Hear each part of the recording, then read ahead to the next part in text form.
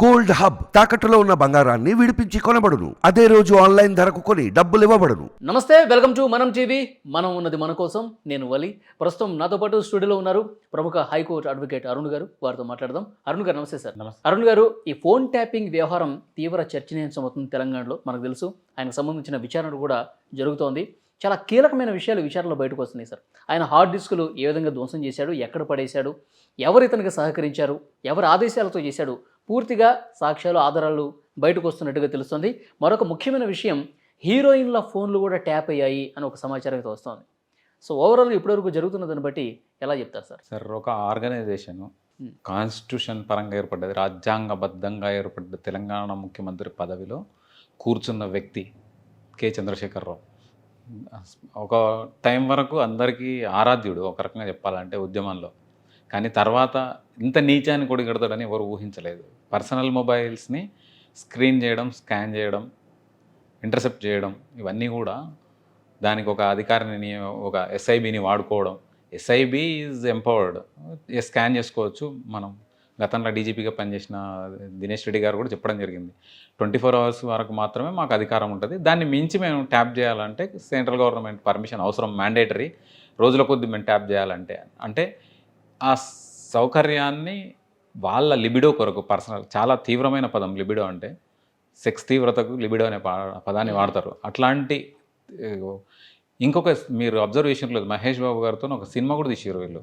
Phone tapping అనేది నైతికం, ప్రజలను రక్షించడానికి అని చెప్పేసి ఒక విలన్ ఫోన్ కంటిన్యూస్గా వింటూ, ఆ రోజు రాత్రిల పూట అమ్మాయిల ఫోన్లు విని ఎవరైనా రక్షణకు అవసరమైతే తాను వెళ్ళి కాపాడే ఒక సినిమా గుర్తుంటుంది మీకు, స్పైడర్. రైట్, స్పైడర్ సినిమాలో దాన్ని లీగలైజ్ చేసి దాన్ని చాలా మంచి పని అని చెప్పే ప్రయత్నం చేసిండ్రు. దాని వెనకాల కూడా వీళ్ళే ఉంటారు ఖచ్చితంగా.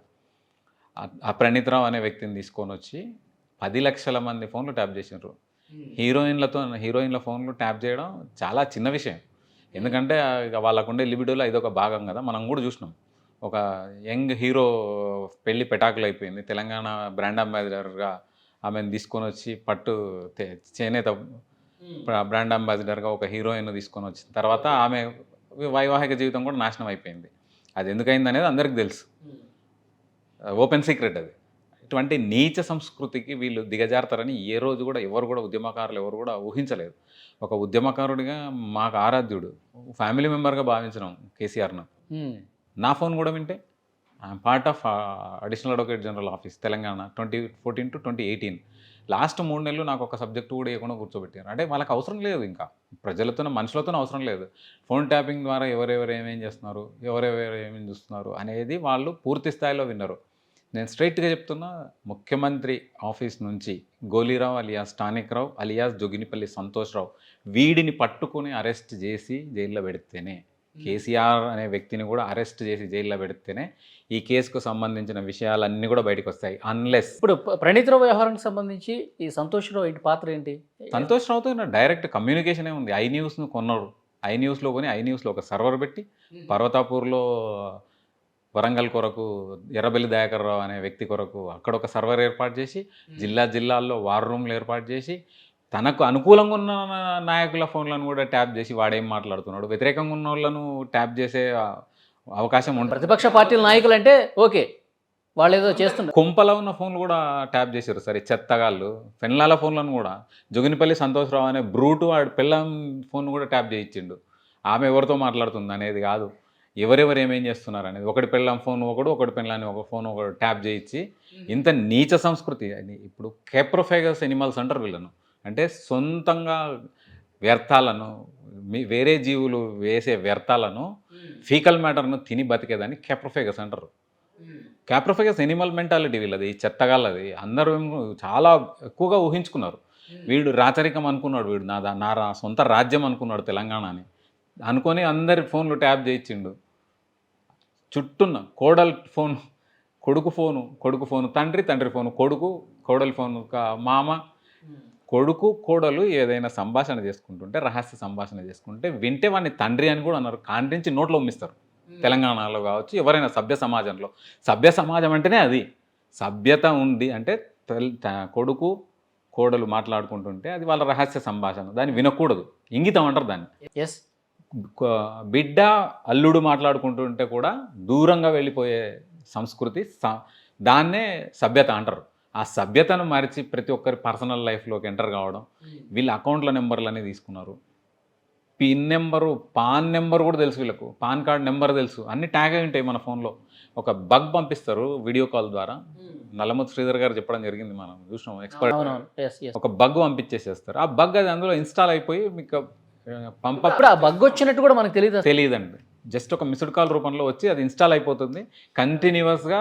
అంటే ఫారిన్ నుంచి తీసుకొచ్చారు ఎక్విప్మెంట్, సింగపూర్ నుంచి వచ్చారా, ఇజ్రాయెల్ నుంచి. అది ఏ సాఫ్ట్వేర్ వాడారు, అసలు ఎక్కడి నుంచి కొనుగోలు చేశారు, ఇవన్నీ బయటకు వస్తున్నాయి. ఖచ్చితంగా వస్తాయి, రేపో ఎల్లుండో వస్తాయి. వచ్చినప్పుడు అందరూ అనుకుంటున్నారు చాలా చిన్న సమస్యగా భావిస్తున్నారు, ఇది చాలా పెద్ద సమస్య.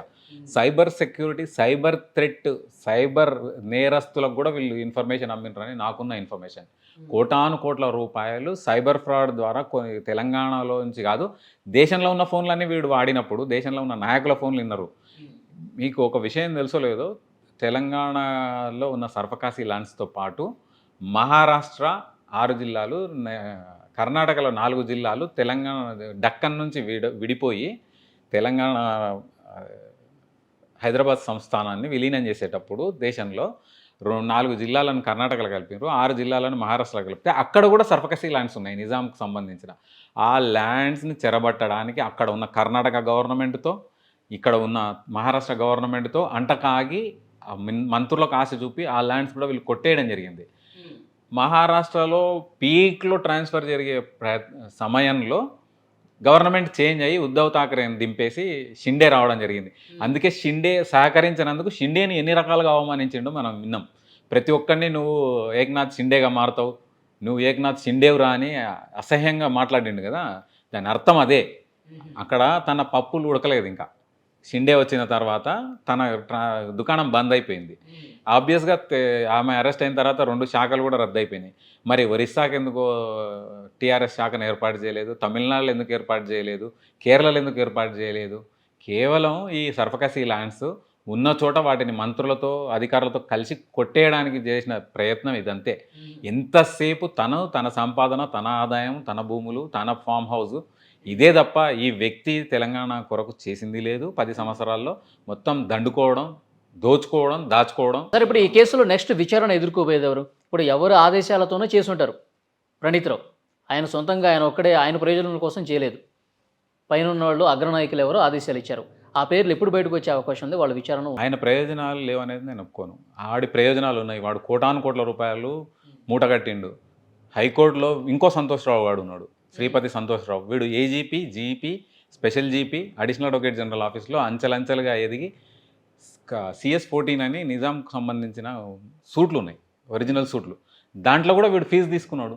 దాంట్లో గవర్నమెంట్కి సంబంధమే లేదు. వీళ్ళంతా కూడా లక్షల రూపాయలు, ప్రణీత్రావుకు సంబంధించిన కోటాను కోట్ల రూపాయలు ఈ సంతోష్రావు అనే పేరు మీద ఉన్నాయి. ఇప్పుడు వీడి నెల కిరాయి, ఈరోజు కిరాయి కట్టలేని స్థితి నుంచి 2014 జూలై 23 మా అపాయింట్మెంట్లు, ఆ రోజు ఇంటి కిరాయి కట్టలేని స్థాయి సంతోష్రావుది, శ్రీపతి సంతోష్రావు అనేటోడిది. ఈరోజు 1,50,00,000 రూపాయల రెంటల్ ఇన్కమ్ ఉంది వాడికి. ఎక్కడికి వెళ్ళిందంటే ఈ ప్రణీత్రావు వాడు కలిసి హైకోర్టు జడ్జిల ఫోన్లను కూడా వీళ్ళు ట్యాప్ చేసారు. ఖచ్చితంగా హైకోర్టులో ఉన్న న్యాయాధికారులవి, న్యాయమూర్తులవి, అడ్వకేట్లవి వీడు ఫోన్ ట్యాప్ చేయించి తద్వారా లాభపడ్డారు. Ultimate beneficiary is KCR only. అందుకే నేను 10వ తారీఖు నాడు పంజగుట్ట పోలీస్ స్టేషన్లో కంప్లైంట్ పెట్టి నేను డిమాండ్ చేసింది. నేను ఓన్లీ రాతపూర్వకమైన ఫిర్యాదే కాదు నేను చేసింది, నేను డిమాండ్ కూడా చేసిన. Fourth with arrest KCR arrest. Ultimate beneficiary ఎవరు? పార్టీ లాభపడ్డది ఎవరు? కేసీఆరే కదా. కేసీఆర్ కింద సంతోష్రావు గారు, జోగినిపల్లి సంతోష్రావు గారు, హైకోర్టులో శ్రీపతి సంతోష్రావు గారు, అంతా రావులే. రావు మొత్తం రావుల. ఈ ఫోన్ ట్యాపింగ్ ఇదంతా ఐటీ పరిధిలోకి వస్తుంది సార్, ఐటీ శాఖ, ఇన్ఫర్మేషన్ టెక్నాలజీకి మరి కేటీఆర్కి సంబంధం ఉంటుంది కదా. అదే కదా, అందుకే వెళ్ళింది, జర్మనీలోకి వెళ్ళింది, ఎక్విప్మెంట్ కొనుక్కొచ్చింది. వాడు కూడా ఉన్నాడు దొంగ. ఆ పేడిమూతి తారక రామారావును కూడా లోపలేయాల్సిందే. వేసి 4 సరిస్తే మాత్రమే బయటికి వస్తాయి తప్ప నేను అనాల్సిన అవసరం లేదు. ఎందుకంటే నాకు నా పర్సనల్ మొబైల్ని కూడా ట్యాప్ చేసినప్పుడు నాకెందుకు గౌరవం ఉంటుందండి. సార్, ఇప్పుడు అడవుల్లో పడేసాడు హార్డ్ డిస్కులు, అవి కొంచెం రిట్రీవ్ చేయడం కష్టం అంటున్నారు. పూర్తి సమాచారం రాకపోతే ఇవన్నీ బయటకు వస్తాయి. ఇప్పుడు లాభపడ్డోళ్ళు ఎవరెవరికి ఫోన్లు ఇచ్చిండ్రు? నమస్తే తెలంగాణ ఓనరు 100 ఫోన్ నెంబర్లు ఇచ్చింది అంటున్నారు. నమస్తే తెలంగాణ ఓనర్ ఫోన్ లాక్కొని రిట్రీవ్ చేస్తే అయిపోతుంది. ప్రణీత్ రావు నుంచి వచ్చిన మెసేజ్ లేవో తెలిసిపోతుంది. ఇంకా ఈ అకౌంట్లోంచి ట్రాన్స్ఫర్ అయిపోయి నైజీరియాకు కూడా అమ్ముకున్నారు వీళ్ళు సైబర్ ఫ్రాడ్ చేసుకునే వాళ్ళకు. కోటాను రూపాయలు ఎక్కడికి వెళ్ళి వస్తాయి సార్?